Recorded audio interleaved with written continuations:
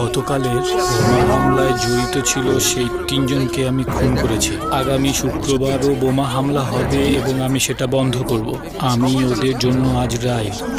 Superhero, তোর উপর ভরসা করে আমি কাজটা শুরু করেছিলাম।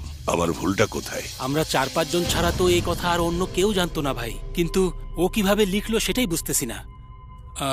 পরের প্ল্যানের আগে ভয় লাগতেছে ভাই। এই, আমি সরকারকেই ভয় পাই না। আর ওই অচেনা লোককে ভয় পাবো?